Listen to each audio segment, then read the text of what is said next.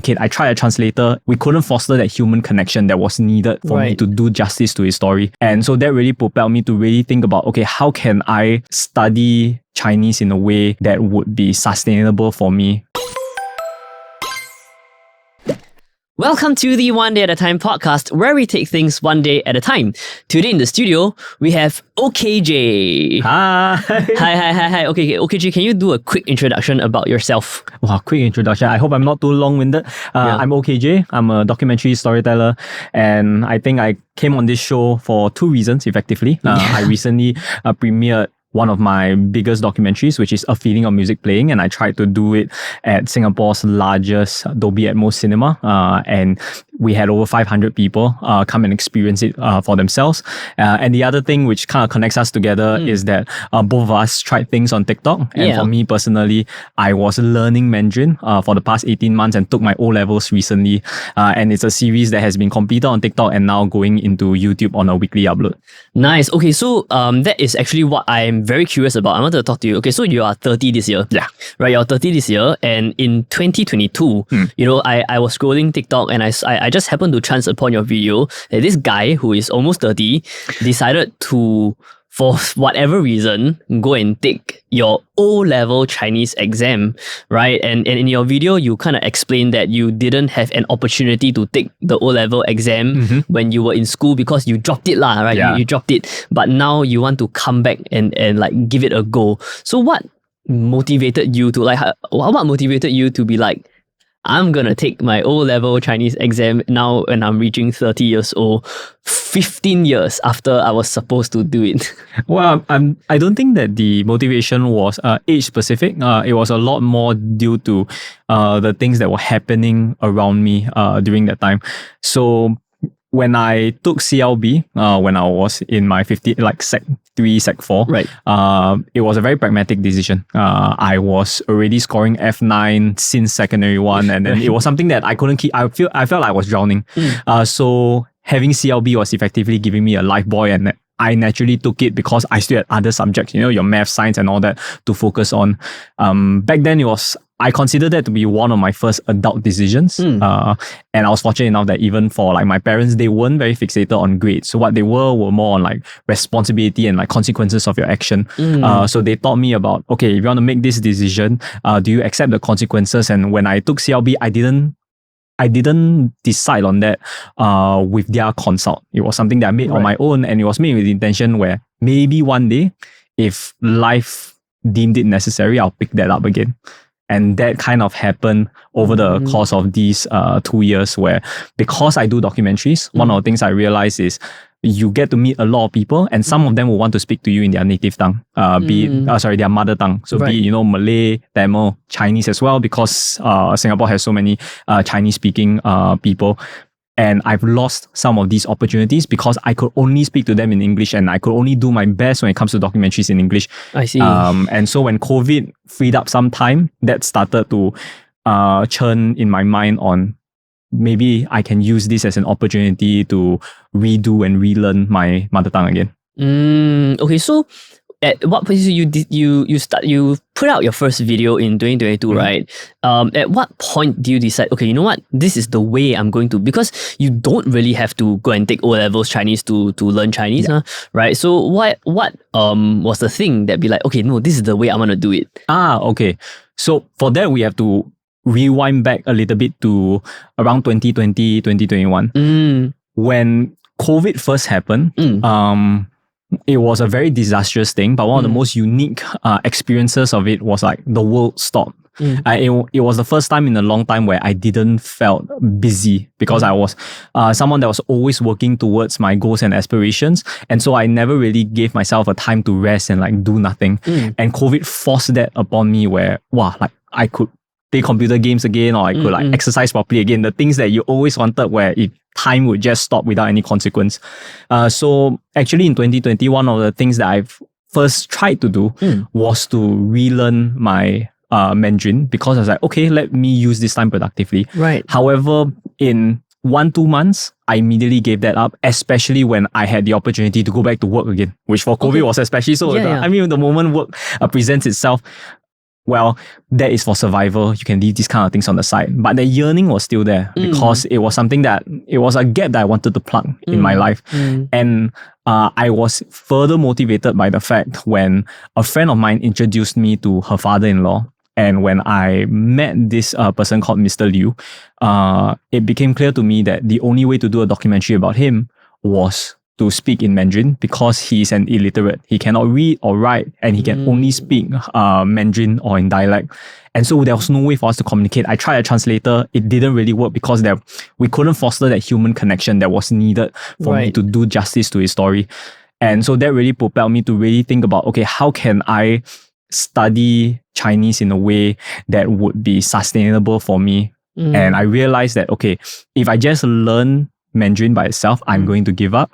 However, I never give up when I do documentaries. I find new ways. I think there's a sense of responsibility to my documentary subject, as well as to the audience, that compels me to not give up and find new ways if I hit stumbling blocks. So I decided to combine it together, my yearning to learn Mandarin and this attitude I have when it comes to documentary storytelling.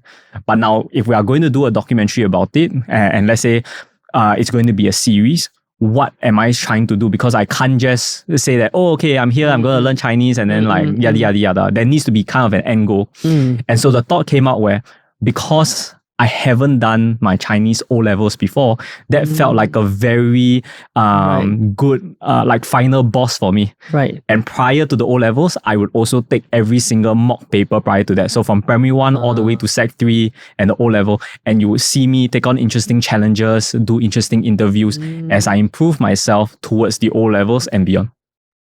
I see. So it's kind of like basically, because of at the core of what you do, which is you're a documentary storyteller, you decided to turn this entire thing into somewhat of a documentary as well, because that is just the way that you chose to live life, right? To tell stories, and just that this time, you're telling your own story and not someone else's. Yeah, it started off that way, but I was fortunate enough that as I developed my proficiency, especially in the second half of the series, you get to see me talk to a lot more people. And I think you get to see that how fluency really unlocks new experiences and allows me to appreciate new knowledge, because now these people are able to answer questions that I formed well because of the word choices that I use, but also because of the way I was able to comprehend the knowledge that they are passing to me. So after... Okay, so I know that you have already taken your O-levels, right? So what was your grade? B4. Okay, so are you happy with that? Yeah, I'm very happy. If I were to make a guess, it would have been B4. And when we finally revealed it, it was both, I think, an acknowledgement of the effort that I've made, as well as a sigh of relief. I felt like for B4, it was very accurate in terms of the proficiency that I have, like right now today. Right. Because to be honest, I don't deserve an A yet. There's a lot more work that I need to do. So I feel like B4 really, it's a good sign whereby, okay, here's an acknowledgement of all the hard work that you've done. You've certainly more than passed, but there's still a long way to go. And hopefully you can continue beyond the O-levels, which is kind of like the crux of the entire series. It's less about getting the grades, but more about how can I develop a lifelong learning mindset, if you will, to find that joy of learning so that then I can sustain this for life. To learn, to continue to improve my Mandarin beyond just the series itself, obviously. Nice. Okay. I think you're right. Since you have gone through this entire thing of, like a more than a year-long journey in taking your O-levels, and you paid for it. How much is it, by the way? I think with GST it was 82. Yes. Right. I mean, I obviously can't remember how much I paid for O-levels. You all don't pay for it because students is paid by MOE. We just pay school fees, right? Yeah, you all just pay school fees. Only private candidates will have to pay. Right. Okay. So you were obviously a private candidate, right? Yeah. So now that you have gone through your entire journey of, sort of like leveling up your Chinese. So I'm going to give you a challenge, okay? So now in the next minute or so, right, I'm going to speak to you in Chinese. Not that my Chinese is very good or whatsoever, okay? But I'm going to speak to you in Chinese. Sure. And I want you to introduce yourself and what you do in Chinese. Yeah. So what is your Chinese name? Chinese name is Wang Jiajing. Jiajing. Jiajing. I'm also Wang. Oh, really? Ong. Oh yeah, Ong. I'm Ong Jingjie. So like, so you're what does KJ stand for? Because KJ is Kajing, which I've learned a few years ago that Kajing is basically the dialect sound, the Hokkien sound of Jiajing. So that's interesting. Yeah. OK， so 嘉靖，你可以告诉我们的观众，其实你现在工作是怎么样的？那你要我是跟你讲吗？还是跟镜头讲？跟我们讲，跟我讲。对，那我是王嘉靖，我是一个纪录片导演。那今年30岁，那拍纪录片我有几个作品首先我有一个纪录片是关于音乐的，它的片名是《乐在其中》。那《乐在其中》是我认为是在我人生中最大的一个项目，因为我们除了放了很多苦劳去把这个梦想实现了出来我们也是最近在8月7号放在新加坡最大的电影院然后接下来另外一个的就是我最近也是刚刚又在重新学习了我的母语然后也是最近刚刚考好我的欧水准然后这个我把这个整个学习的过程都当作是一个纪录片系列现在在 YouTube 上希望就是观众看了之后除了看着我自己的学习过程和发展他们自己也是可能可以从我自己的经验去找出他们自己的学习的快乐吧你刚刚说的这段你是写稿然后背的吗？没有啦，不可能的因为我们现在在讨论在沟通嘛最自然的方式就是如果我们能用自己最舒服的一种语言自己沟通自己的想法和看法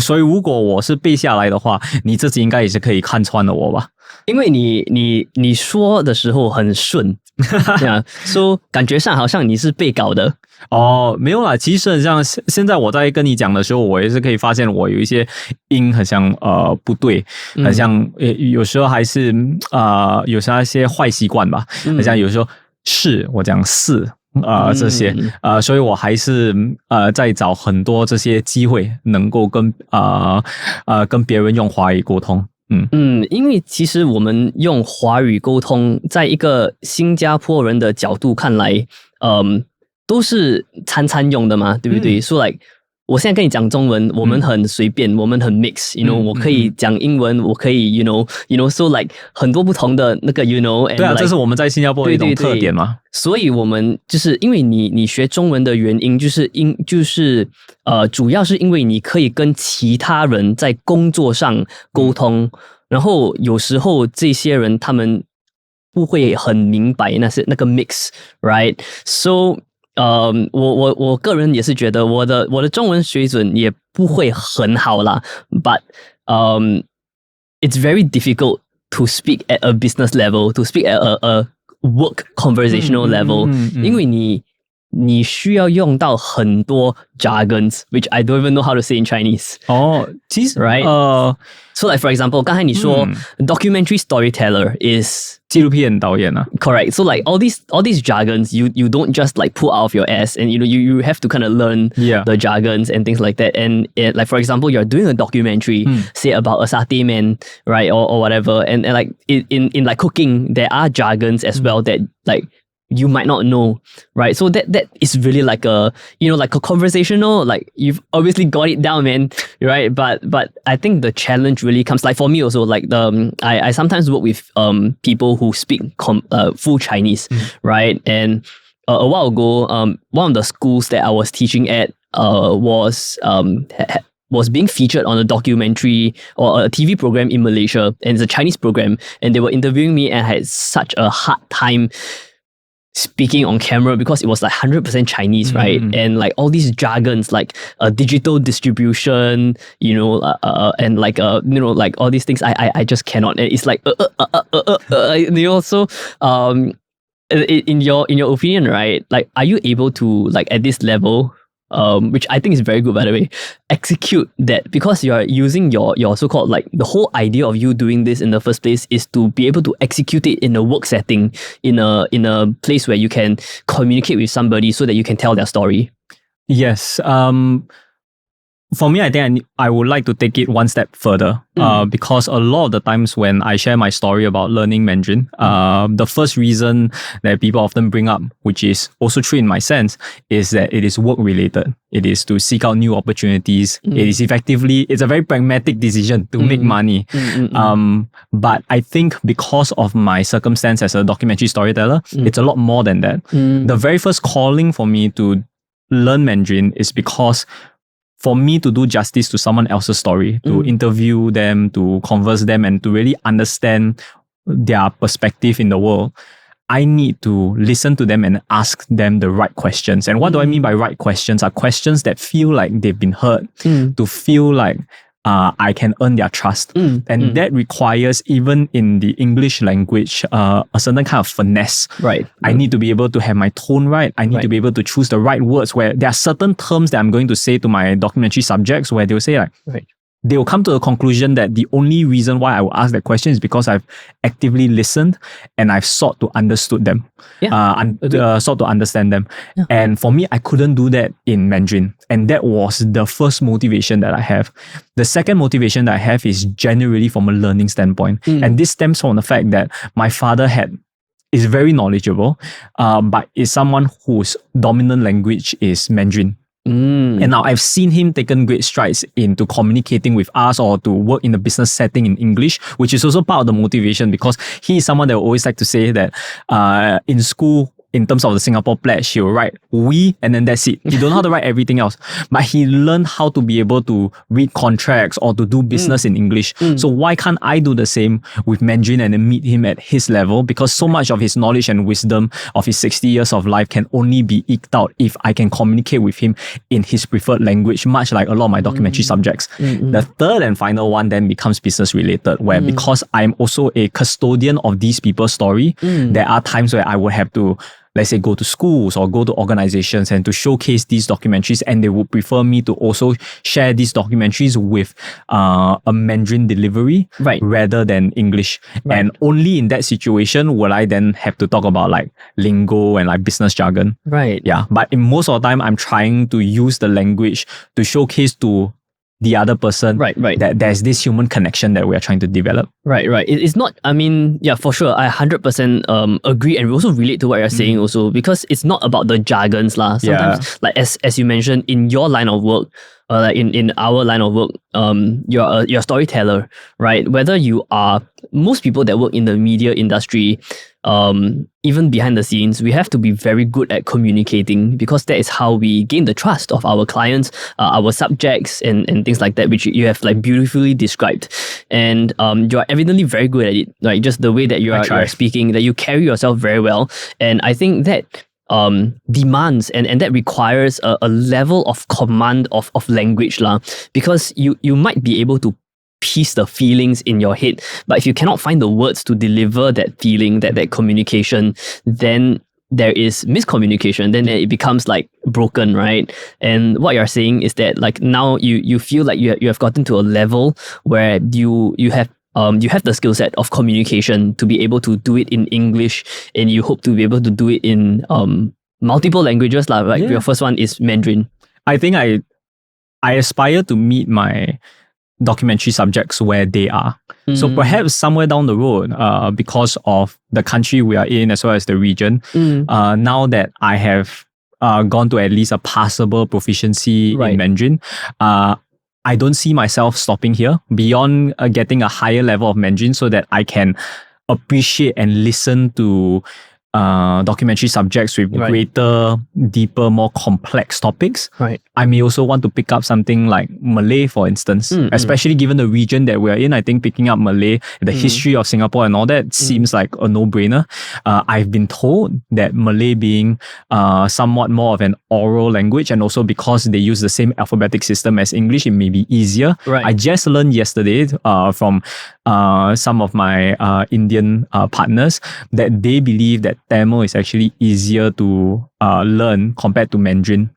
So I've not explored that, but I think that given the mindset I've developed with Mandarin, if the opportunity arises where, let's say, I do a Tamil documentary or Malay documentary, I think that will compel me to say like, okay, I think let me pick up this language so that I can do justice to their stories as well.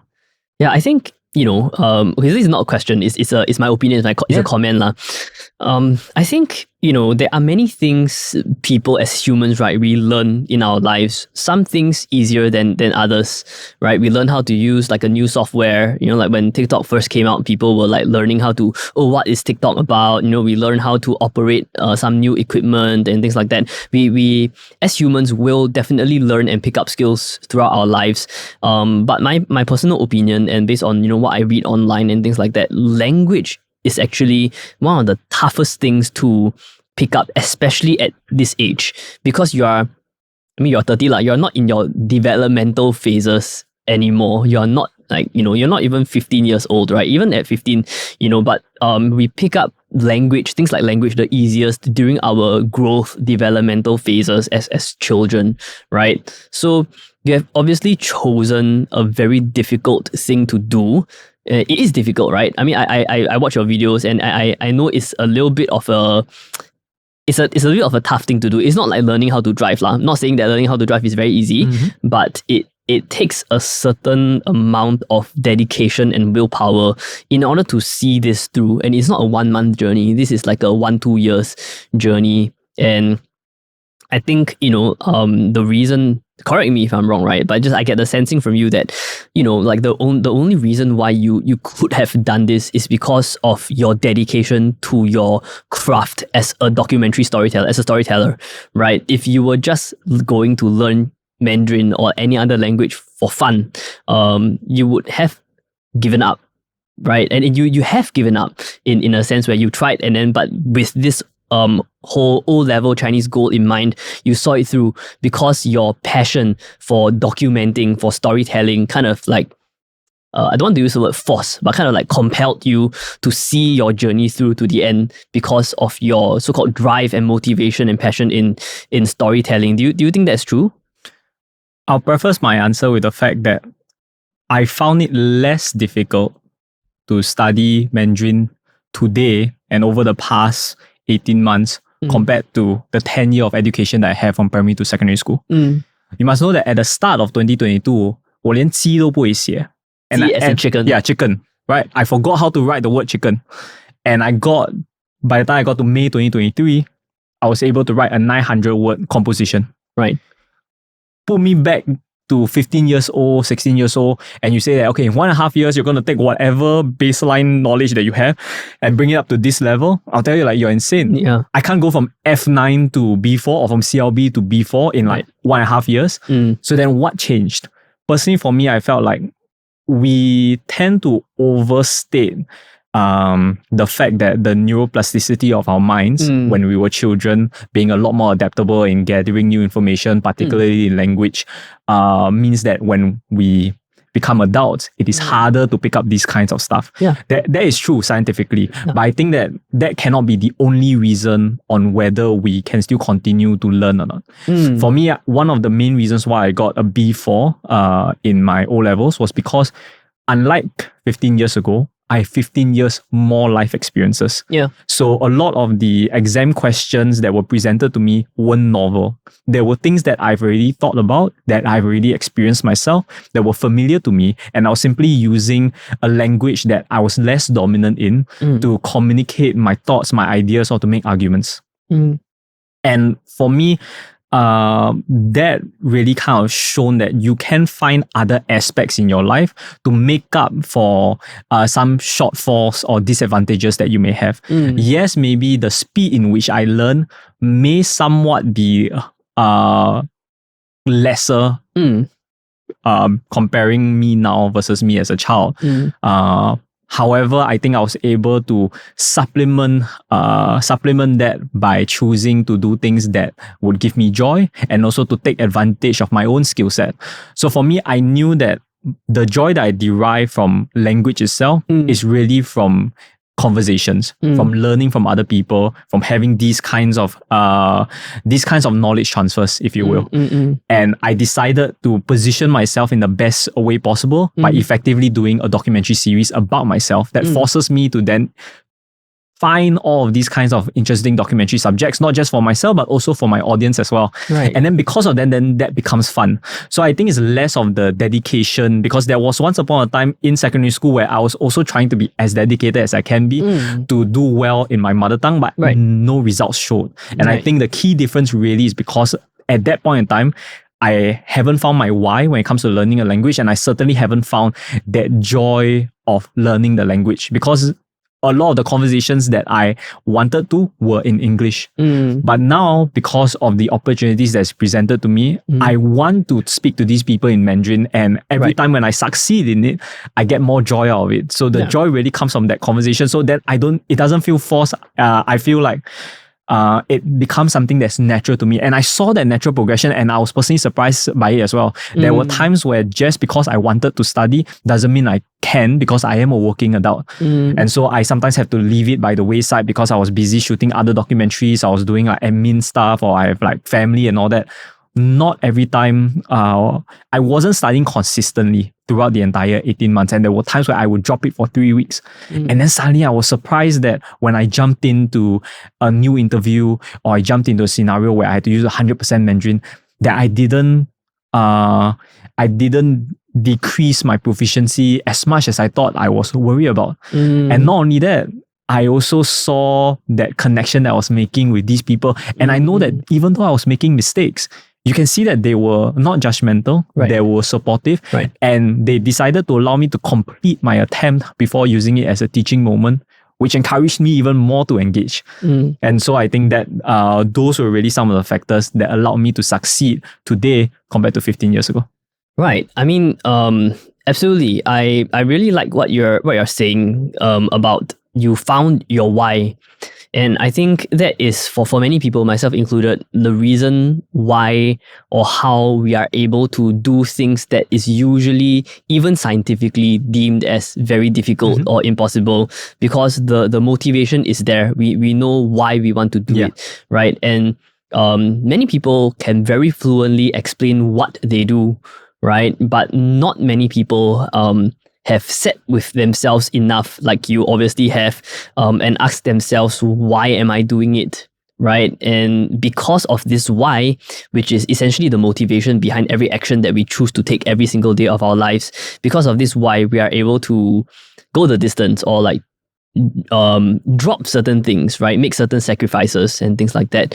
So for you, you found your why in your entire journey of essentially being a documentary storyteller for the past 10 years, because there's so many people that I meet that you can see that because they are forced to be bilingual, people who are Mandarin speakers first, and you could tell in their eyes where, I wish I can talk to you in Mandarin, but I'm talking to you in English because you cannot talk to me in Mandarin. And there were enough times of that instance where I want to meet you where you are, and I want to acknowledge your efforts as well, because you obviously took a considerable amount of effort to pick up English. And to be honest, picking English up as a second language, I think honestly sucks, because the rules don't make sense. The words may be spelled similarly, but it's completely different. It's ridiculous. It's very fortunate that we're able to pick up English as a first language or as a working language, because to pick it as a second language, I think would be quite mind-boggling. I would think so, Yeah, but how I say this, there's a thought that escaped me that I want that I would try and like circle back later on. Okay, please remember it. Okay, so I wanted to kind of ask you as well, right? Because your choice of career is not just unique, it is quite niche as well. You know, like even in media, you have people who make videos for social media. You have people who shoot like movies, film, and stuff like that. But you chose to specifically walk down the path of being a documentary storyteller. Can you actually explain a little, because I don't exactly know as well, right? What exactly, apart from the shooting documentaries part, what exactly does a documentary storyteller do? What does a day-to-day look like for you? So for me, I think why I chose the label of documentary storyteller was that I was trying to figure out who I am and what kind of value I can bring to the world and the community around me specifically. I knew that coming into this field of filmmaking, that documentary was the only thing that I was interested in, because that was what compelled me to join in the first place, to pick up the skills necessary to execute on them. So I've never thought about doing animation or films, even though I would enjoy them on different occasions for different reasons.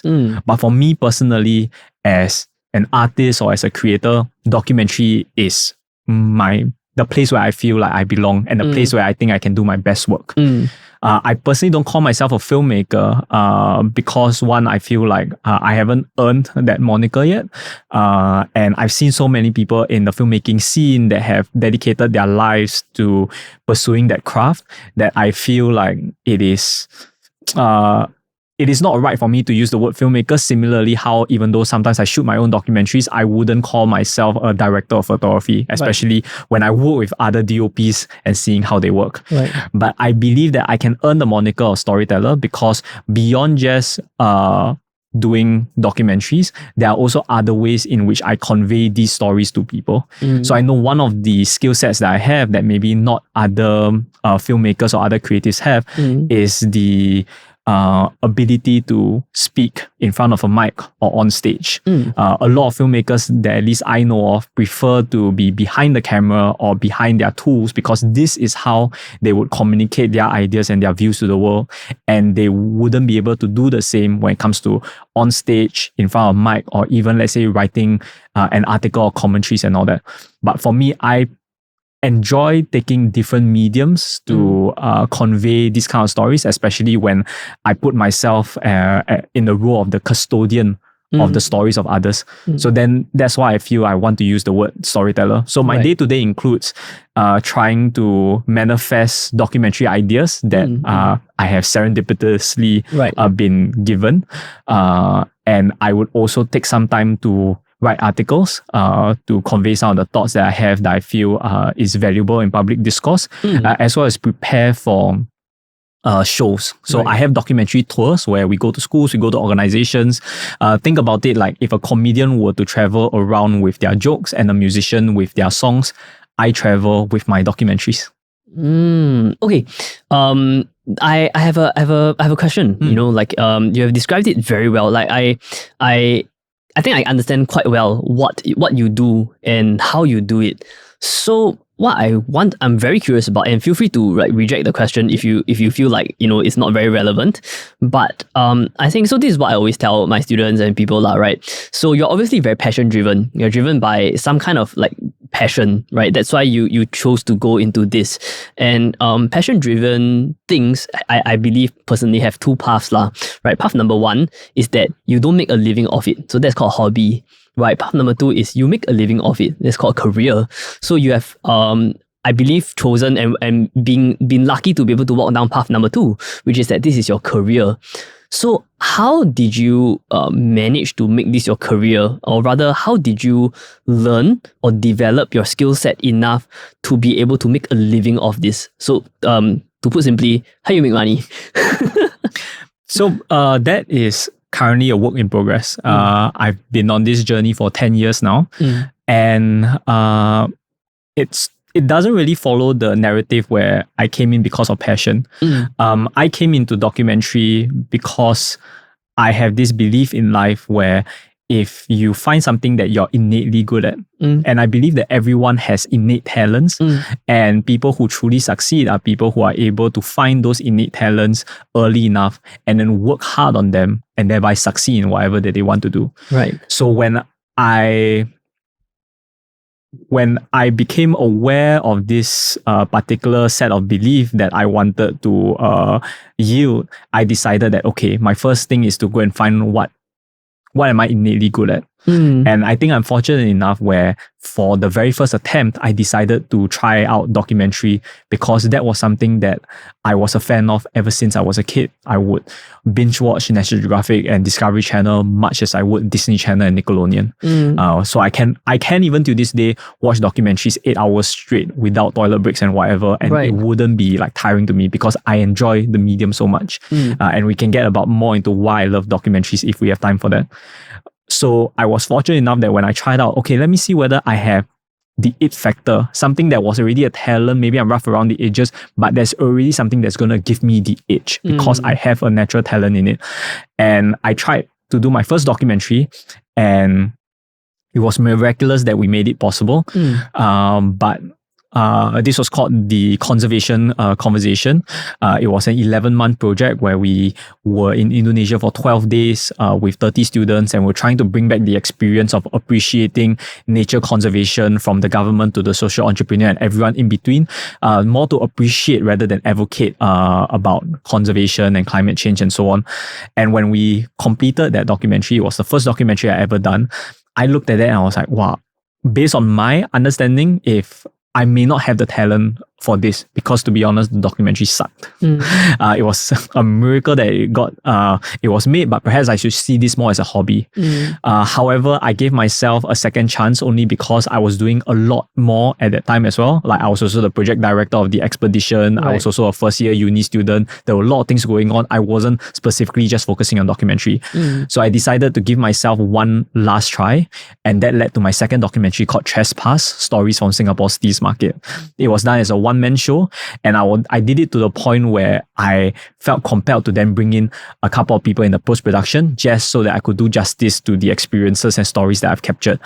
And even though that didn't have any critical acclaim, it didn't get accepted into any film festivals and so on, when I showed it to the residents of the Sungai Road Teas Market, the hawkers, people who knew the place well, their reactions to me told me that I had what it took.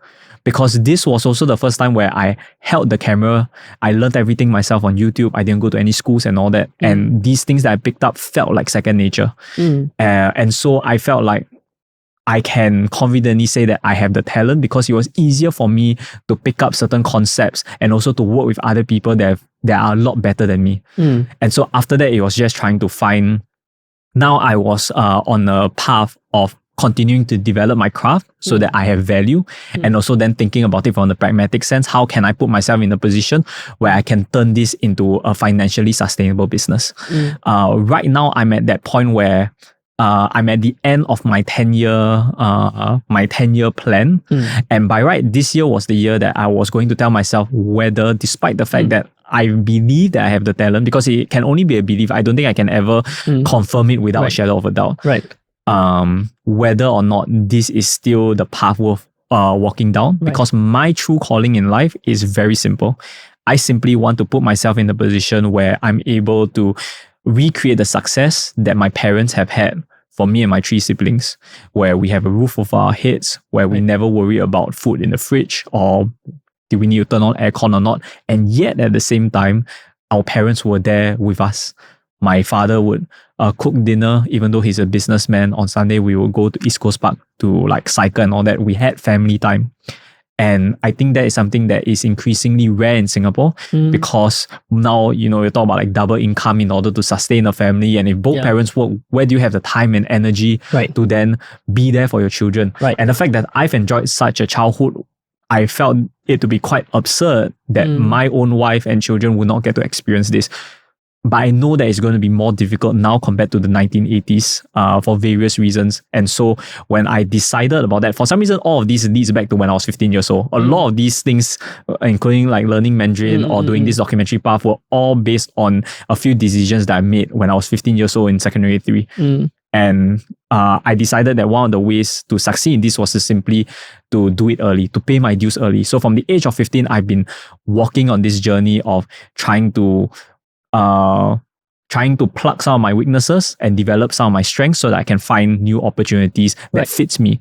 So right now, where we are going in is that I'm now at an all-in stage. To be honest, in COVID, I did make some money, which allowed me to self-fund the documentary series and to self-fund a feeling of music playing. But that wasn't for me a very sustainable business model, because I realized that for me to do what I needed to do, I needed an immense amount of trust from my clients or from my partners. It required me to have a level of creative control. And that is not something that's readily given, especially in Singapore, where it's still very much like a paymaster system. If I pay you, you listen to me. But I usually like to consider how, let's say, omakase chefs would do their craft. If you go to the restaurant, you don't tell the chef what to do. Right.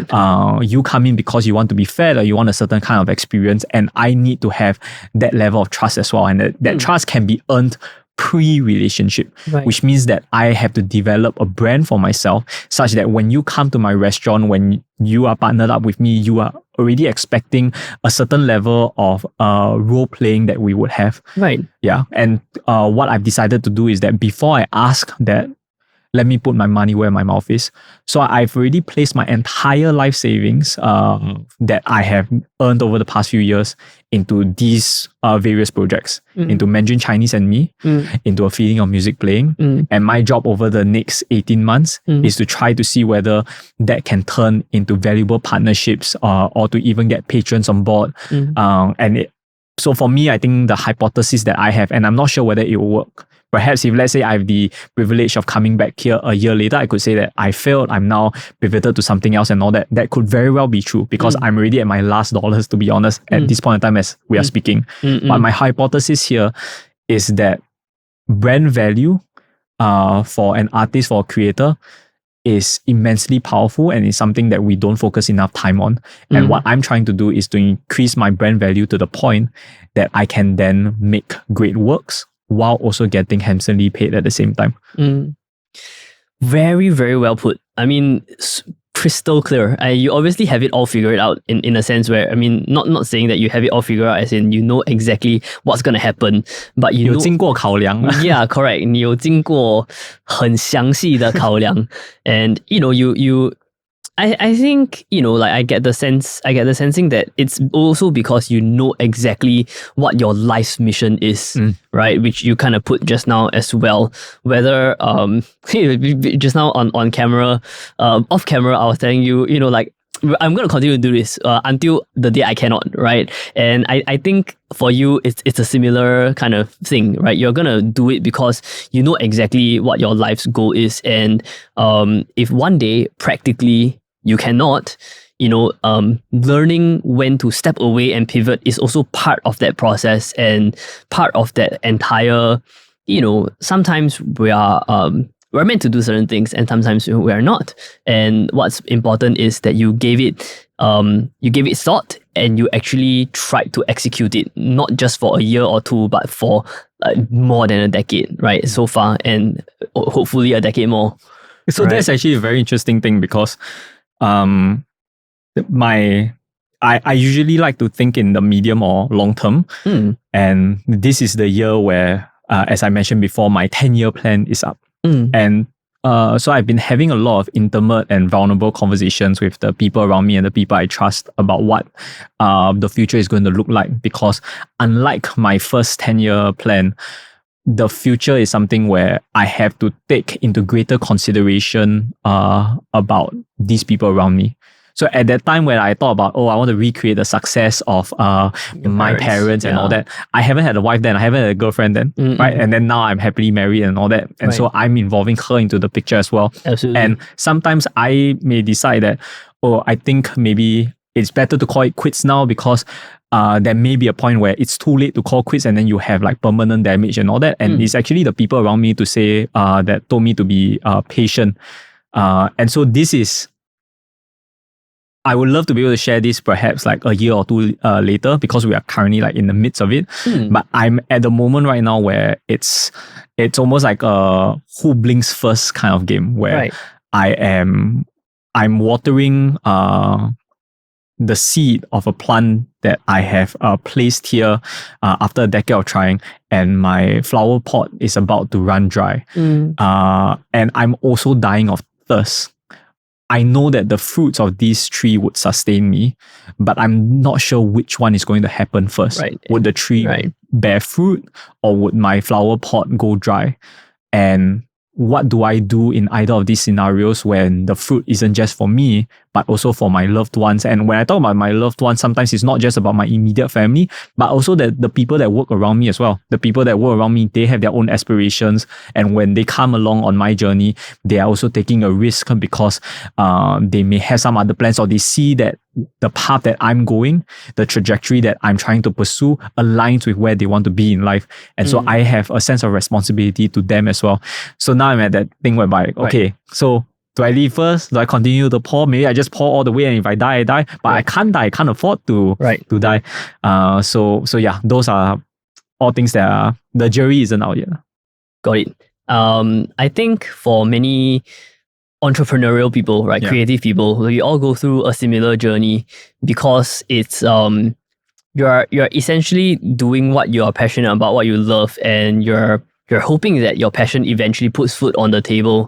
And most people who go into like what you do, in the creative field and things like that, usually the motivation isn't to make a lot of money, right? It usually isn't, because if that is the motivation, like what I always tell people, there are better ways to do it, like really, really much easier and much better. And I've had like almost like contentious conversations about that as well, where because I've entered into this field with that belief that innate talent can bring about these kinds of pay and like career progression and all that, I've already started on the wrong foot, to the point that perhaps I shouldn't call myself an artist because I'm more a businessman or an artist, or I'm a businessman with a creative mindset.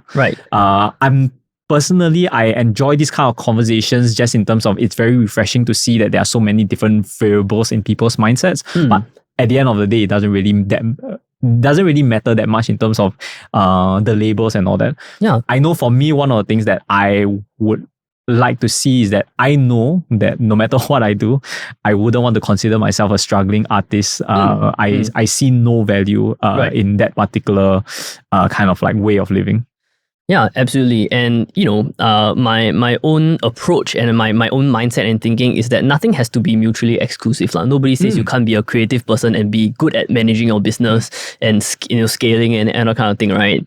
And like in my own experience as well, I have always pursued the things that I like to do. Even I like to do a lot of things. That's why I do a lot of things. I've always pursued the things that I like to do ever since I was 16 years old. Start a lot of random things, obviously struggling for a long time in my life. But my personal, like this is just my personal belief that, as creative people, we choose to do what we do because there's love for it. Right. And if you love what you do, you tend to get pretty good at it over time.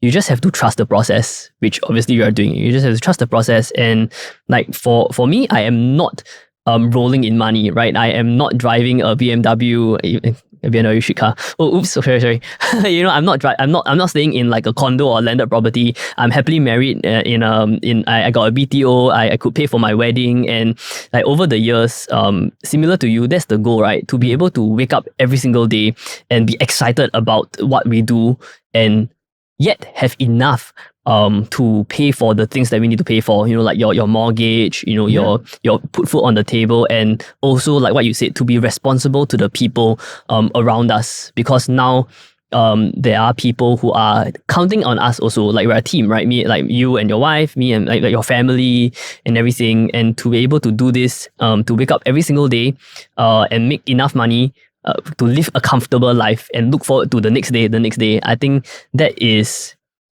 every creative will eventually get there if we trust the process. Like for me, that is my journey. That's my journey and my own experience. I can't speak for other people, but years of grinding and like what you mentioned just now, like a starving artist kind of thing. Like I wouldn't really call myself an artist. I just do what I want, right? I don't even know what that is, but I'm able to live a comfortable life.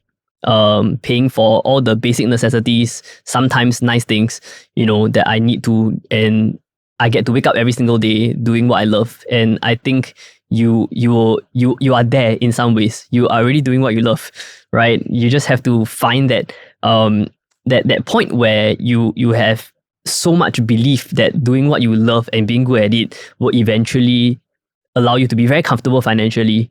And I have 100% faith and belief that you will get there. You will need to trust the process, which is very difficult to do, right?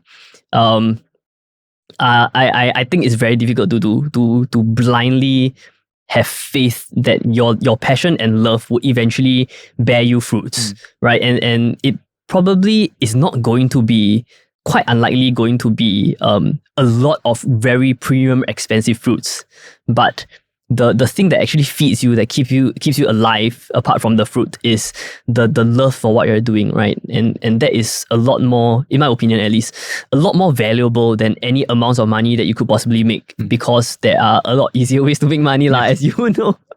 Right? Yep. Maybe I'll elaborate further on that, where in terms of because one of the things that you really brought up was we want to earn enough money, but the key thing was really about the love of the craft that we have. Right. Personally, for me, when it came to what is enough, and I've given a lot of thought and to put a tangible number on that, based on inflation, based on standards of living and all that, because at least that sets a certain kind of goal that helps you to make decisions and choices. You have already mentioned that there are easier ways to make money. And sometimes I also have to, when I have those late night insomnias, also think to myself, why continue to do this when obviously there are easier ways to make money? And how I've decided to justify further on, justify this decision that I've made and all the sacrifices I've done is simply that the creative world and experiences that we have provided, that were provided to us by making these decisions, are things that money cannot buy.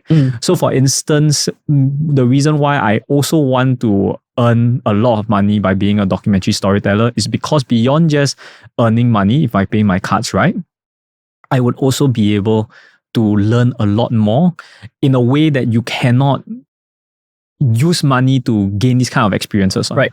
So one key thing for me was that I have access to so many of these people and their wisdom and their histories and specifically because I do documentary.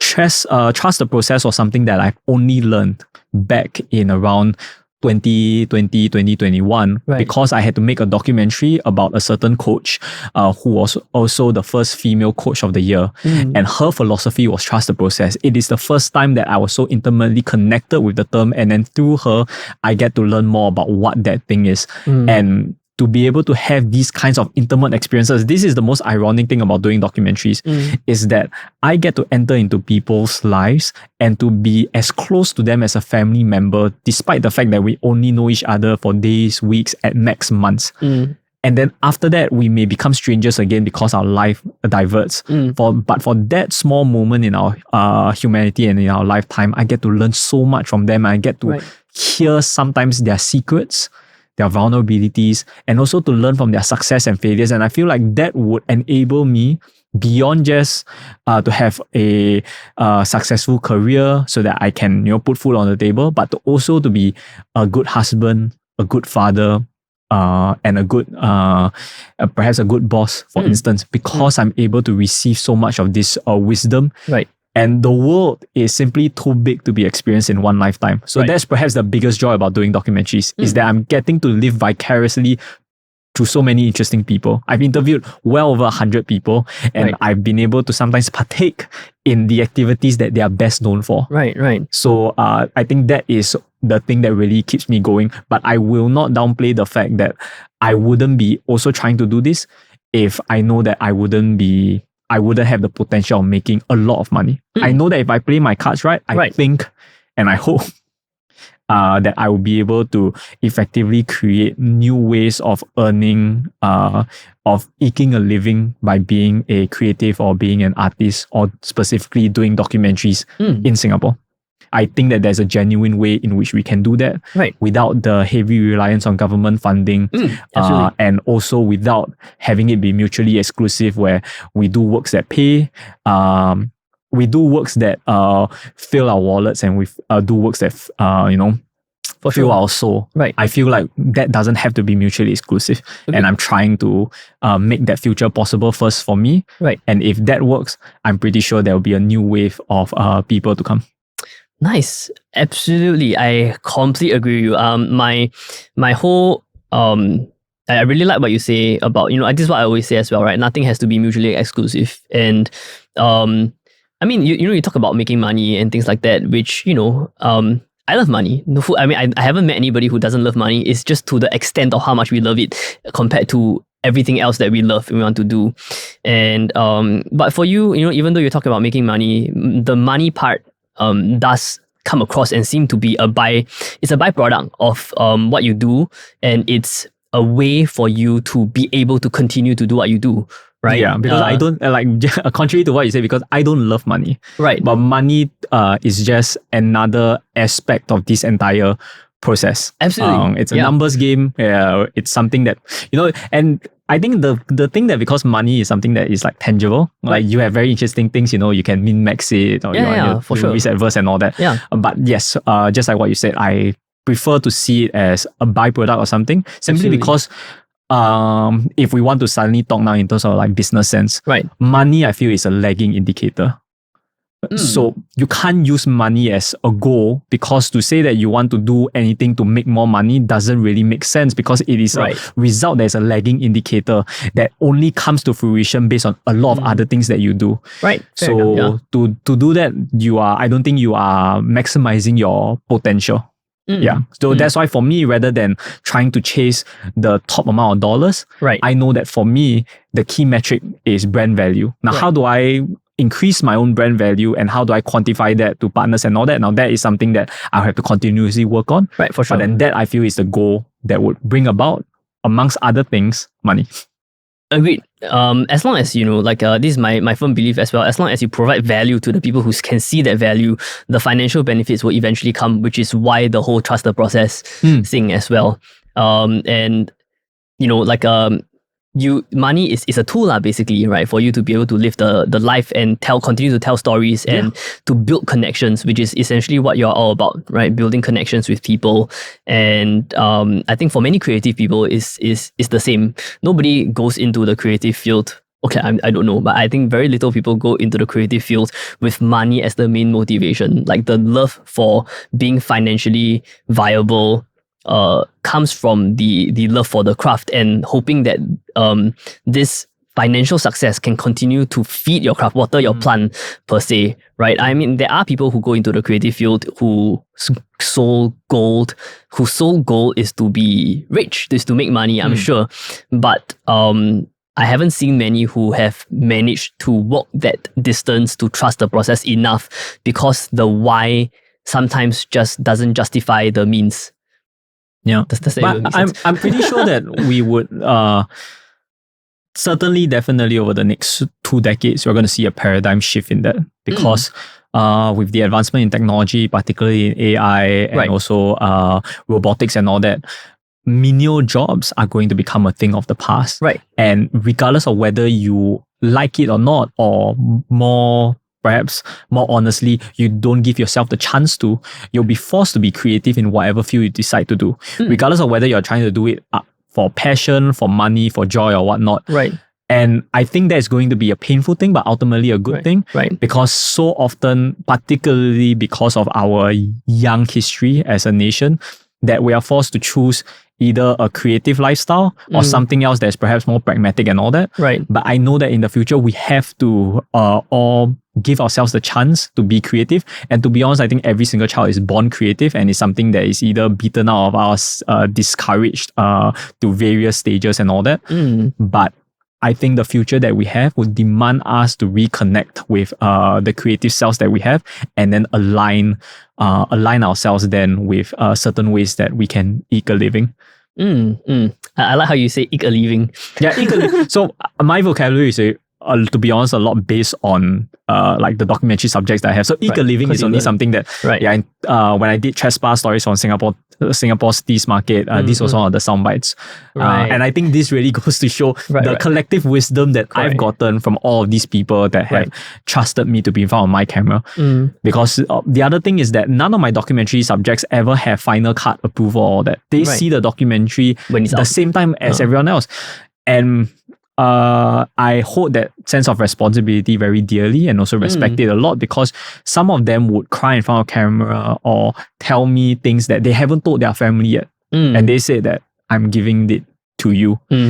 And with all these kind of like technologies, we can edit it however we want to. Yeah, for sure. And so when I was first given that trust, back in like 2015, 2016, I was doing a short interview with one of my university professors. I was like, wait, why do you haven't told this to anyone but your direct family? You haven't told your students, you haven't told the administration, but now you're telling it to me. And then I was like, yeah, because I trust you. And that really, I think, shaped the way in which I approach these kinds of stories. Yeah, sorry, that was a slight diversion. It makes you the person that you are. The stories that you tell also shape your own life. Yeah. Nice. Thank you for coming in today and sharing about your journey. Yes, thank you. I've always wanted to come on ever since your first 2 episodes, because I was like, I come on, your spiel was amazing, but also just in terms of like the production quality. So being able to just sit in and to see how smooth and seamless this entire thing, you've made this entire conversation very it's very natural. I hope that one day, because I am a documentary storyteller after all, if let's say you have a final episode or whatever, or you have a best of, I would love to like flip the script and then I can interview you. Sure, of course. I mean, I hope I'm able to do this for a very long time. Also because similar to you in a way, I feel like for me, my whole life, I have been talking to people and I've been learning so much from them. I hope to be able to capture these so-called wisdom, these moments where people are very genuine and authentic on camera, so that whoever that is watching or listening can follow me on my journey of learning from you and the people that come into this room or whatever. It's same but different, right? Yeah. Thank you so much, OKJ. I still can't really get used to saying that, OKJ. Okay, it's just one extra letter from like JJ only. Can you like if anybody who is listening or watching the podcast is keen to find out a little bit more about what you do, follow your journey as a documentary storyteller, where can they find you online? Yep. So for me right now, the thing that I'm promoting is my Mandarin Chinese and Me documentary series. It's a 60 episode series that you can find on YouTube. My handle is OKJ Works. So that's OKJ WORKS. Though if I do my SEO right, if you search OKJ, I should be able to pop up anywhere and everywhere. You'll be able to see not just a series, but hopefully in the near future, you're going to see some snippets of the talks that I do in schools and corporations, the tours that I go on, and also some teasers for my other documentaries as well. Because sometimes I do, not all of my works are on YouTube. Some of them are exclusive to, let's say, the tours that I do, or to bigger platforms and all that. So yeah, follow my YouTube. That's where you're going to get some of the best information there. Nice. Thank you, OKJ. And we'll see you next time on the One Day at a Time podcast. Peace.